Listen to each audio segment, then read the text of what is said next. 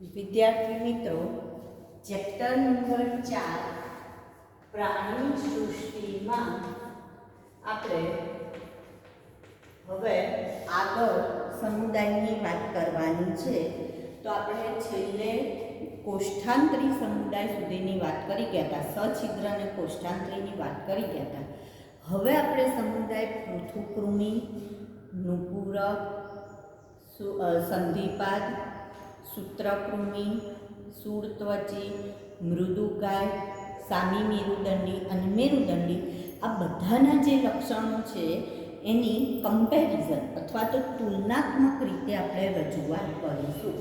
તો સૌથી પહેલું આપણે કોષ્ટક બનાવીશું સમુદાય.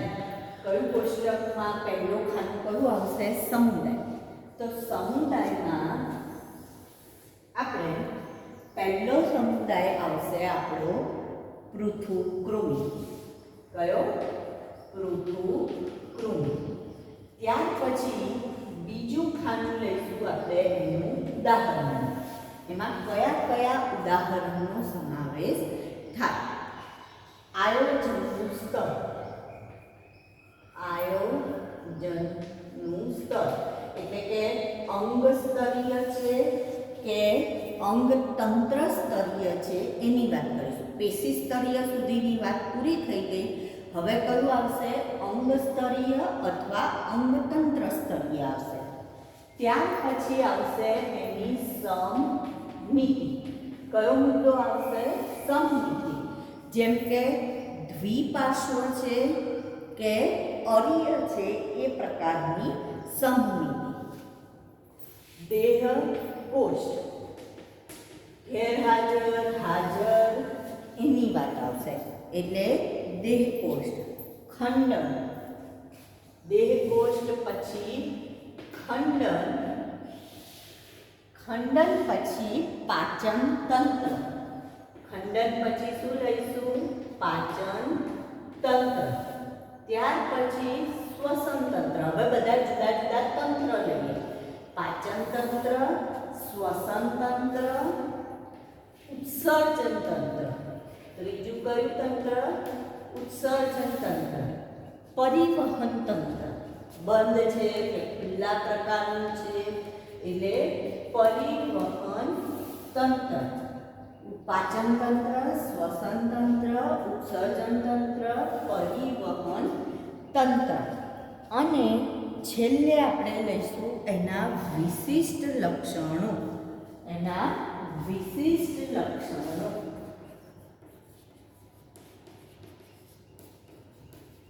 તો આ રીતના આપણે જુદા જુદા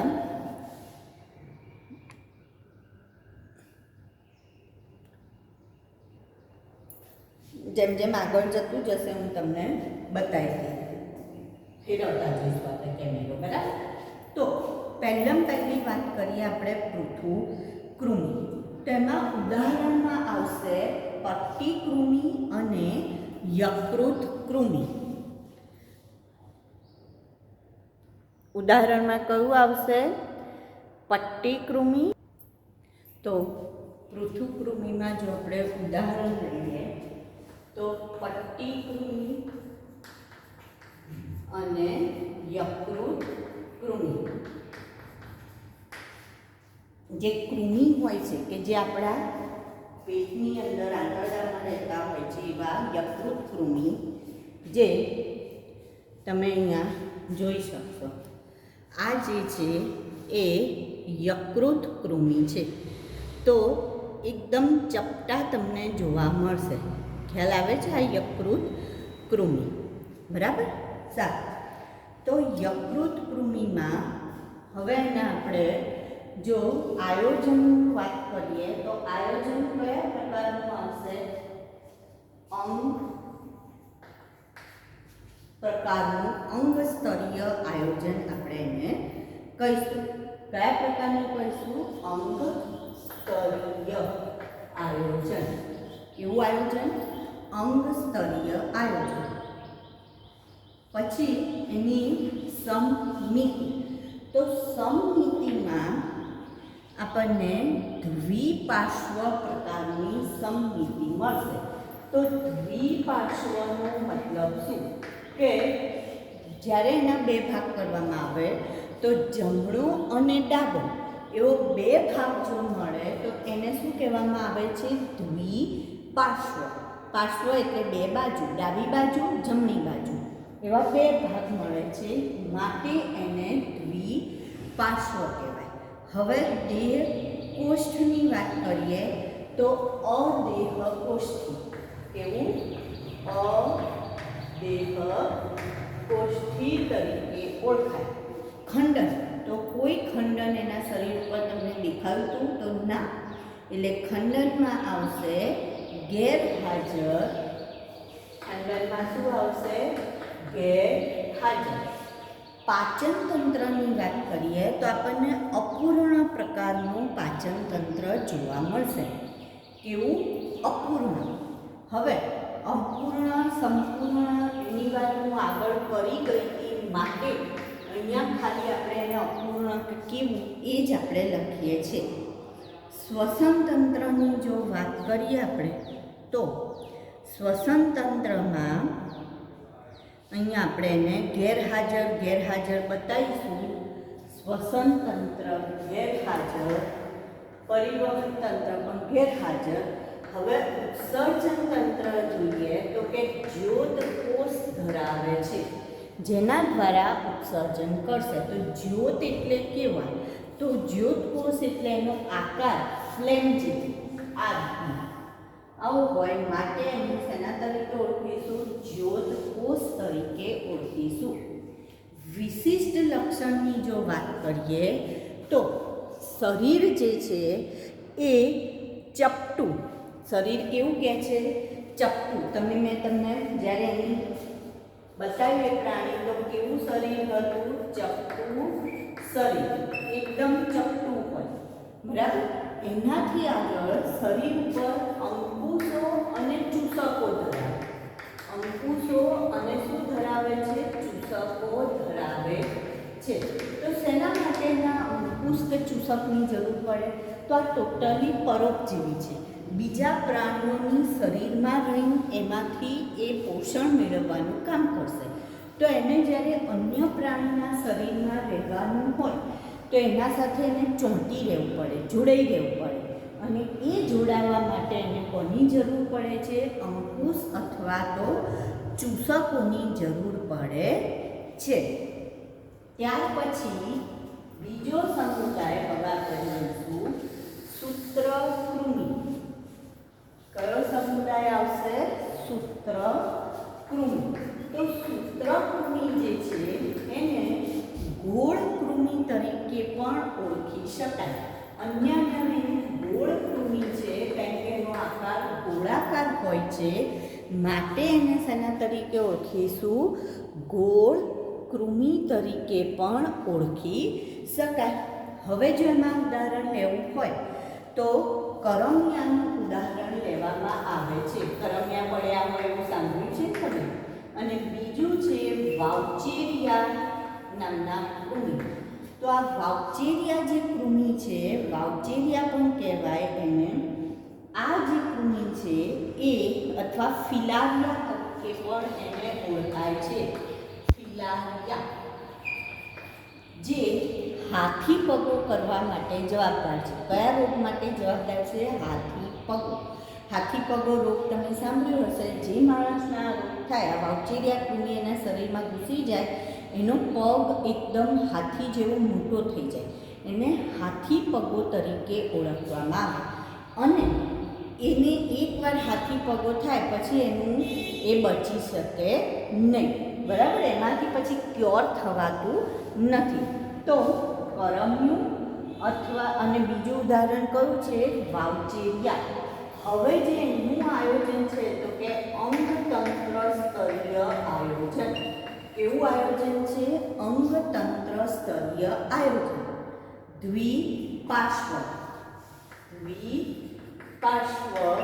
સમમિતિ.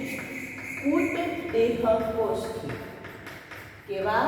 કૂટ દેહ કોષ્ઠી. અને ત્યાર પછી જે પણ સમુદાય આવશે એ બધા દેહ કોષ્ઠીમાં આવશે. એ બધા શેમાં આવશે? દેહ કોષ્ટીમાં આવશે. ખંડન ગેરહાજર, એના શરીર પર કોઈ ખંડ હોતા નથી, એકદમ લીસું આપણને જોવા મળશે. હવે જો આપણે વાત કરીએ તો પાચન તંત્ર, તો અહીંયાથી બધાનું જેટલા સમુદાય જોઈશું બધામાં પાચન તંત્ર કેવું આવશે? સંપૂર્ણ. એનો મતલબ સૂત્રકૃમિથી બધાનું જ સૂત્રકૃમિ સંપૂર્ણ પાચન તંત્ર. શ્વસન તંત્રની જો વાત કરીએ તો હજી અહીંયા પણ આપણને શ્વસન તંત્ર કેવું જોવા મળે છે? તો કે ગેરહાજર જોવા મળે છે.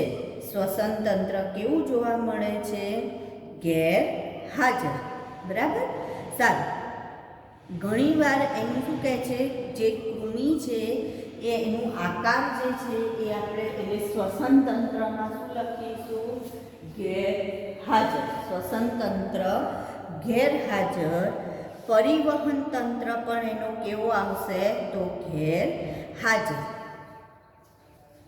અને અહીંયા ઉત્સર્ગ નલિકા દ્વારા ઉત્સર્જન કરશે.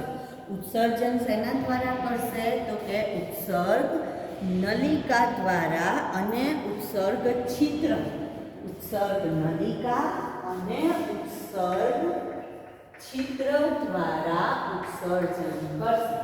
હવે વિશિષ્ટ લક્ષણ જોઈએ તો એમાં એવું કહે છે કે માદાનું શરીર, માદાનું કદ નર કરતાં વધુ.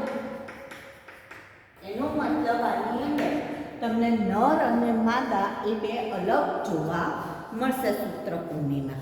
તો અહીંયા શું કહે છે? નર જે છે એ કદમાં નાના છે, જ્યારે માદા જે છે એ કદમાં મોટા હોય છે. તો અહીંયા હું તમને આ બે કરમિયા બતાવું.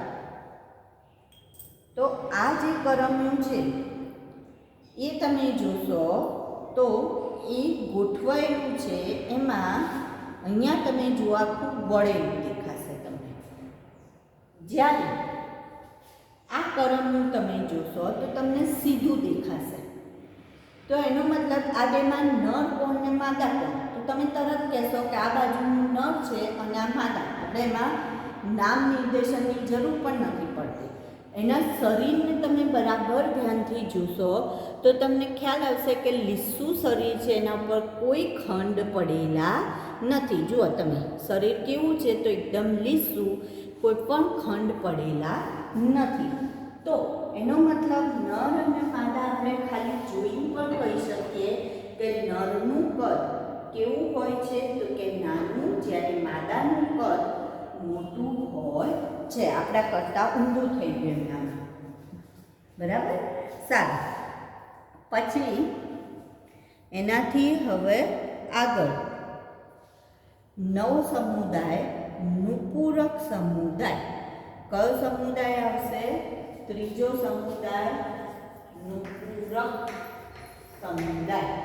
નુપૂરક સમુદાયમાં ઉદાહરણમાં આવશે અળસિયું, જળો અને રેતી કીડો. અળસિયું, જળો અને રેતી કીડો. બધાનું હવે કયા પ્રકારનું અંગતંત્ર સ્તરીય આયોજન? કયા પ્રકારનું અંગતંત્ર સ્તરીય આયોજન? સમમિતિ, દ્વિપાર્શ્વ. દ્વિપાર્શ્વ. હવે પછી બધા કેવા જોવા મળશે? દેહ કોષ્ઠી. ખંડન, તો અહીંયા ખંડન જોવા મળશે એટલે કે સમખંડતા. સમખંડતા. આ અળસિયું હું તમને બતાવું તો એના શરીર ઉપર તમે જોશો કે તમને કાપા કાપા જોવા મળશે, જે શું બતાવે છે? તો ખંડ બતાવે છે. અને જો એને આપણે કાપીએ, તમે કરમિયું જોયું હતું એ થોડું વ્હાઇટ કલરનું હતું, આ રેડિશ કલર જાય છે. બરાબર. થોડો બ્રાઉન કલર જાય છે. આને જો કાપો, તમે ડિસેક્શન કરો, કાપો, તો એની અંદર પણ આપણને બધા ખંડ જોવા મળશે. તો શરીરમાં શું છે? જળો, ધ્યાનથી જોજો, આ જળો આટલો મોટો દેખાય છે ને, જળો.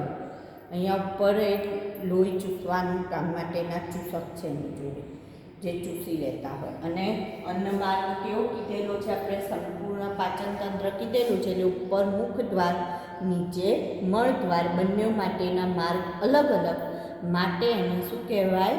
સંપૂર્ણ કહેવાય. અહીંયા દેખાતું હશે ગોળ તમને, અને નીચે પણ એ રીતના ગોળ હોય છે. તો આ જળો છે. સમખંડતાની વાત કરી, ત્યાર પછી આપણે વાત કરીશું શ્વસન તંત્ર.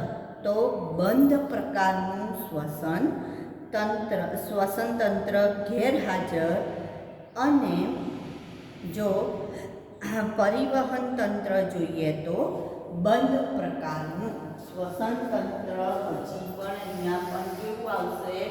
તો ગેરહાજર. પરિવહન તંત્ર બંધ પ્રકારનું, જે આપણે વાત કરી ગયા છે. બંધ ખુલ્લું શું છે? ઉત્સર્જન તંત્રની વાત કરીએ તો ઉત્સર્ગિકા દ્વારા ઉત્સર્જન કરે છે. શેના દ્વારા કરશે?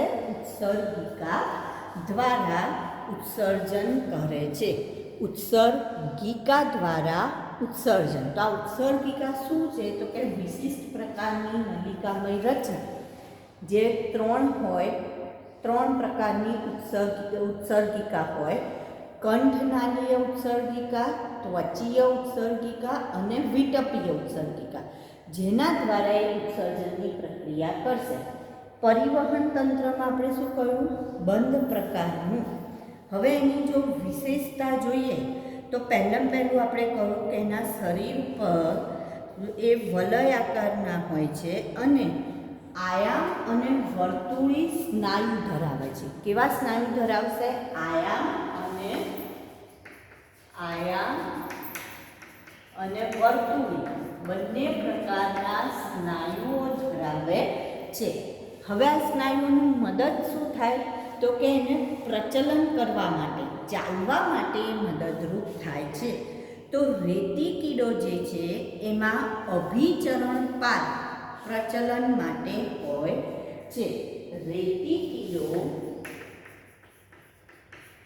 એમાં ચાલવા માટે શું છે? અભિચરણ પાદ, બરાબર. અને અળસિયું જે છે એમાં ચાલવા માટે એને શું છે? તો કે વજ્ર કેસ. આખા એના શરીર ઉપર વજ્ર કેસ, વાળ જેવી રચના છે કે જે એ લોકોને શેમાં મદદરૂપ થાય છે? પ્રચલન એટલે ચાલવું. તો ચાલવા માટે રેતી કીડાને અભિચરણ પાદ અને અળસિયાને કોણ મદદ કરે છે? વજ્ર કેસ મદદ કરે છે. આમાંથી અળસિયું અને જળો બે કેવા છે? ઉભય લિંગી, એટલે કે એમાં નર માદા એવું જુદું છે નહીં.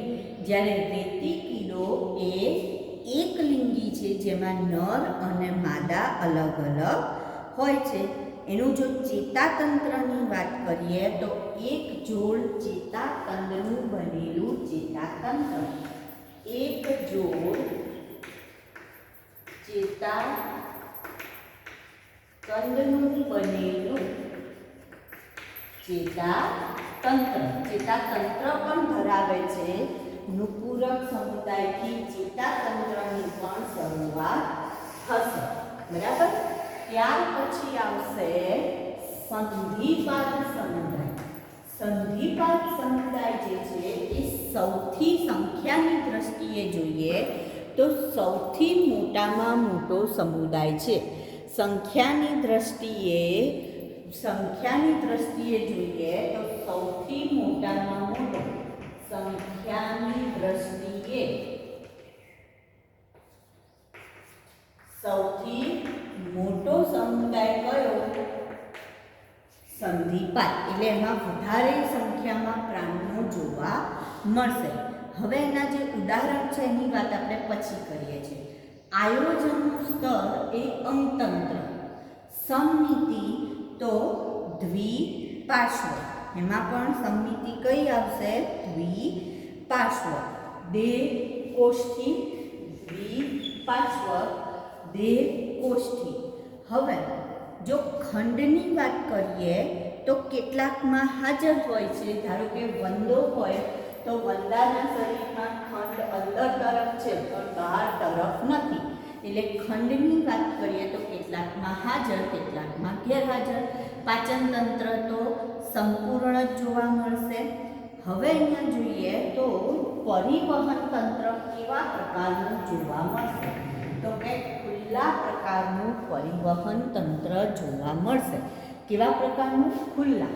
ઉત્સર્જન તંત્રમાં માલ્પીયન નલિકાઓ દ્વારા, માલ્પીયન નલિકા દ્વારા ઉત્સર્જન.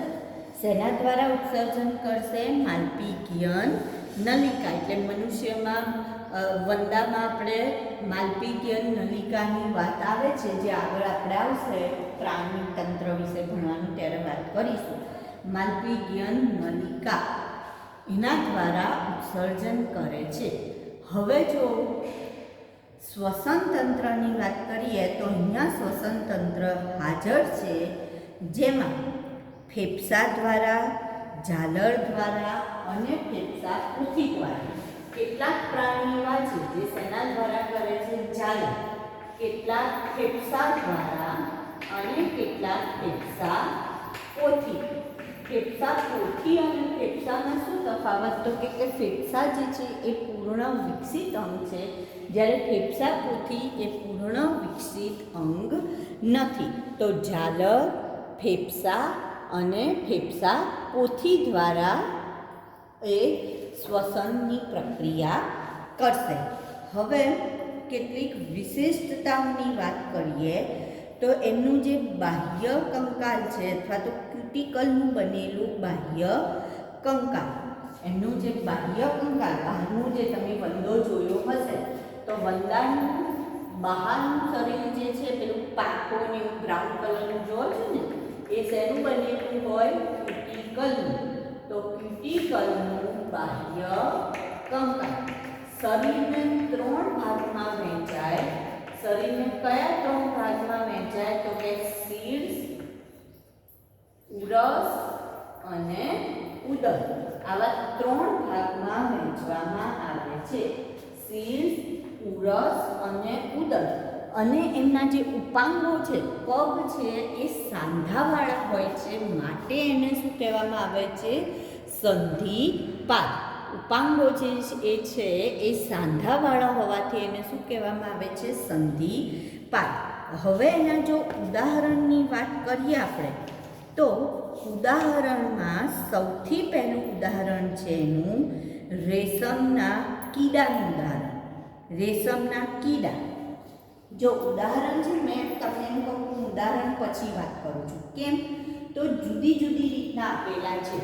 પહેલું એવું કહે છે ઉદાહરણમાં આર્થિક રીતે ઉપયોગી, આર્થિક દ્રષ્ટિએ ઉપયોગી એવા સજીવના ઉદાહરણ લઈએ તો આર્થિક દ્રષ્ટિએ ઉપયોગી સજીવમાં કયા કયા આવશે?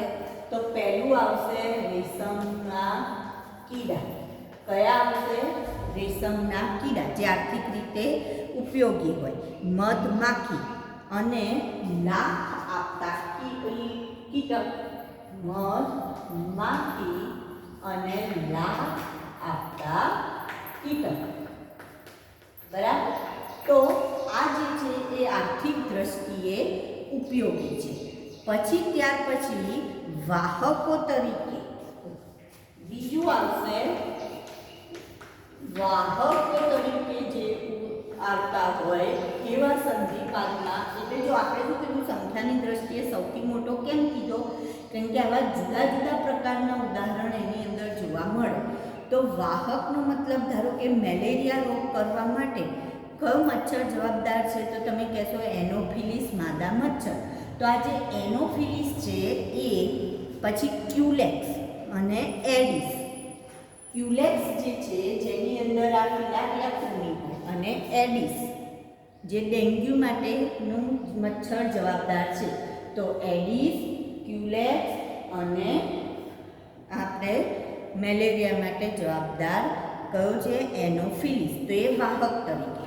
ત્રીજું આવશે કે ટોળામાં રહેતા પાક માટે હાનિકારક કીટકો. હાનિકારક કીટકો, પાક માટે હાનિકારક કીટકો, તો એમાં આવશે તીડ. વચ્ચે ખબર છે તમે સાંભળ્યું, તીડના ટોળે ટોળા આવી ગયા હતા, પાકને નુકસાન કરતા હતા, તો તીડ. અને છેલ્લે જીવંત અશ્મિ તરીકે કિંગ ક્રેબ. જીવંત અશ્મિ તરીકે કયું આવશે? King crab. King crab. આ એમસીક્યુ કે હેતુલક્ષી માટે યાદ રાખવાનું છે. જીવંત અશ્મિ તરીકે સંધિપાદ સમુદાયનું પ્રાણી છે કિંગ ક્રેબ. ક્રેબ એટલે કરચલો, પણ એનું કિંગ ક્રેબ છે. કરચલાની સરદાર કિંગ ક્રેબ. હવે આગળનો સમુદાય લઈએ આપણે, તો સંધિપાદ પછીનો સમુદાય છે મૃદુકાય, જે બીજા નંબરનો મોટો સમુદાય થશે. મૃદુકાય એ પણ બીજા નંબરનો મોટો સમુદાય. મૃદુકાય પહેલો કયો હતો? સંધિપાદ, અને ત્યાર પછી મૃદુકાય. તો એના ઉદાહરણ લેવા હોય તો પાયલા, ઓક્ટોપસ, પછી મોતીછીપ, ડેન્ટેરિયમ, મોતીછીપ, ડેન્ટેરિયમ, આ એના ઉદાહરણ છે. આયોજન સ્તર તો હવે અંગતંત્ર સ્તરીય છે. સમમિતિ જોઈએ તો દ્વિપાર્શ્વ. હવે ખાલી સ્થૂળ ત્વચીમાં જ બદલાશે. આના પછીનો જે સમુદાય છે સ્થૂળ ત્વચી, તો એમાં જ અહીંયા અર્ય આવશે, બાકી બધામાં કઈ આવશે?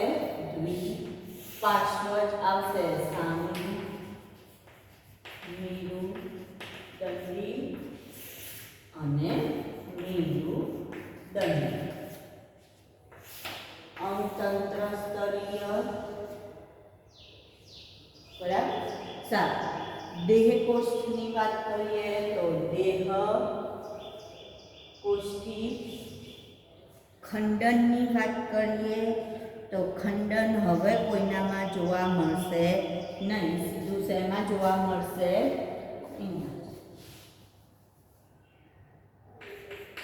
એટલે કે હાજર. પાચન તંત્ર,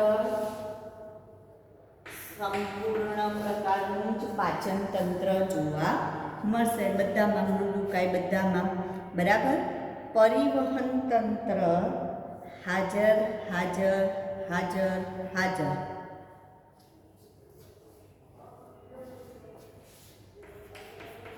હાજર, હાજર, આ બંનેમાં પણ હાજર, પણ જે સામી છે એમાં ખુલ્લા પ્રકારનું અને મેરુદંડી છે એમાં બંધ. આપણામાં કયા પ્રકારનું છે? બંધ પ્રકારનું છે, એટલે અહીંયા બરાબર. સારું. પછી શ્વસન તંત્રની વાત કરીએ આપણે તો ઝાલર દ્વારા. મૃદુકાયમાં શ્વસન જેના દ્વારા થશે? ઝાલર દ્વારા. મૃદુકાય જેના દ્વારા શ્વસન કરશે? ઝાલર. સ્થૂળ ત્વચીમાં જળ વાહક તંત્ર હોય છે, જે ઝાલર, જે શ્વસન પણ કરે, ઉત્સર્જન પણ કરે, પ્રચલનમાં પણ મદદરૂપ થાય, રક્ષણનું પણ કાર્ય કરે. સામી મેરુદંડી જે છે એમાં શ્વસન માટે ઝાલર હોય છે. અહીંયા શ્વસન માટે ઝાલર, અને મેરુદંડી છે એમાં ઝાલર ફાટ હોય. ઝાલર ફાટ. શું કહીશું આપણે? મેરુદંડીમાં કંઠનાલીય ઝાલર ફાટ તરીકે ઓળખીશું. કંઠનાલીય ઝાલર ફાટ. ઉત્સર્જન તંત્રની વાત મૃદુકાયનું જે ઉત્સર્જન તંત્ર છે એમાં ઝાલર દ્વારા જ ઉત્સર્જન થાય. શૂળત્વચીમાં ઉત્સર્જન માટે જલવાહક તંત્ર હોય.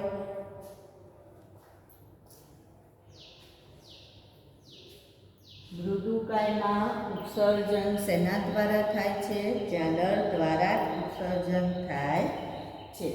શેના દ્વારા ઉત્સર્જન થશે? ઝાલર દ્વારા. આમાં જલવાહક તંત્ર, અહીંયા શુંઠ ગ્રંથિ છે અથવા શુંઠ છે જેના દ્વારા, અને આમાં તો મેરુદંડીમાં આગળ આપણે આવશે કે શેના દ્વારા થતું હોય છે. હવે આની અંદર જોઈએ તો મૃદુકાયમાં શરીરને 3 ભાગમાં વહેંચેલું છે. જેમ આપણે સંધિપાતમાં કહું છું કે શરીર શેમાં વહેંચાયેલું છે? શીર્ષ, ઉરસ અને ઉદર. ઉરસ એટલે છાતીનો ભાગ અને ઉદર એટલે પેટનો કે એવો ભાગ. તો અહીંયા શીર્ષ, સ્નાયુ પગ અને ખૂંદમાં વહેંચાયેલું છે. શીર્ષ, સ્નાયુ પગ અને ખૂંદ. ખૂંદ માટે એને કકંદુક પણ શબ્દ વાપરેલો છે. કયો શબ્દ વાપરેલો છે? કુંદ. કુંદ શબ્દ પણ વાપરેલો છે. તો આ તમે ઓક્ટોપસ જુઓ છો, આ એનું શીર્ષ, અહીંયા શીર્ષ ભાગ છે ઉપર, આ એની ખૂંદ છે, ખૂંદ, અને આ એના સ્નાયુ પગ જોવા મળશે. ઓક્ટોપસ કેમ નામ આપેલું છે? 8 પગ હોય એટલે. આ એનું શું છે? અહીંયા મુખ અથવા શીર્ષ, ખૂંદ, અને આ એના શું છે? સ્નાયુલ પગ હોય છે. બરાબર? સારું. હવે આની અંદર શું કહે છે? સૌથી પહેલાં કે એના શરીર ઉપર એને ક્યાં રહેવાનું છે? પાણીમાં રહેવાનું છે. તો શરીર ઉપર કેલ્શિયમ કાર્બોનેટ, શેનું આવરણ છે? કેલ્શિયમ કાર્બોનેટનું આવરણ. શરીર ઉપર કેલ્શિયમ કાર્બોનેટનું આવરણ, કેલ્શિયમ કાર્બોનેટનું આવરણ, અને રેત્રિકા તરીકે ઓળખાતી દાંતની પટ્ટી. રેત્રિકા કરવત જેવી પટ્ટી, જે દાંતની પટ્ટી છે, એટલે કે દાંત નથી પણ દાંતની એવી પટ્ટી, જેને શું નામ આપેલું છે? રેત્રિકા. હવે એક આપણે સંધિપાતમાં એક વાત રહી ગઈ કે સંધિપાત સમુદાયના જે પ્રાણીઓ હોય છે એની અંદર સ્પર્શક, સંધિપાતના જે પ્રાણીઓ છે એમાં સ્પર્શક, તમે વંદો જોયો હશે તો વંદાને આગળ બે આમાં એન્ટીના જેવું છે એને સ્પર્શક કહેવાય. પછી એની સંયુક્ત આંખો હોય. સંયુક્ત આંખોનો મતલબ શું? કે બંને આંખ જુદી જુદી દિશામાં જોઈ શકે છે. આપણે જો એવું હોત તો કેવી મજા આવત? આ બાજુવાળાનું પેપર જોવાત ને આ બાજુવાળાનું પેપર એક જ સમયે જોઈ શકત અને બેમાંથી એ જવાબો જોઈ લખી શકત ને. તો બંને આંખ જુદા જુદા ચિત્ર એક સાથે જોઈ શકે એટલે એને સંયુક્ત આંખ કહેવાય. તો સ્પર્શક ધરાવે છે, સંયુક્ત આંખો ધરાવે છે. એવી જ રીતના એ લોકોનામાં સ્થિત કોષ્ઠ અથવા તો સમતોલન માટેનું અંગ છે કે જેના કારણે એમનું શરીર શું રહી શકે છે? સમતોલ રહી શકતું હોય છે. તો આવા સંવેદી અંગો આપણને સંધિપાત સમુદાયના પ્રાણીઓમાં જોવા મળતા હોય છે.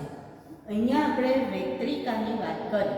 શૂળત્વચીમાં જો ઉદાહરણ લેવું હોય તો તારા માછલી, સમુદ્ર તારા, સમુદ્ર ગોટા, એવા એના ઉદાહરણ લઈ શકાય. તો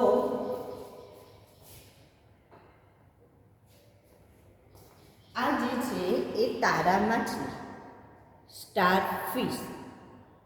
બરાબર? હવે એમાં તમે જો અરીય કેમ કીધું આપણે કે એને કોઈ પણ 2 ભાગમાં નહીં. આ કેટલા છે? 1, 2, 3, 4 ને 5 એના ઓલા છે, 5 ભાગ દેખાય છે ને.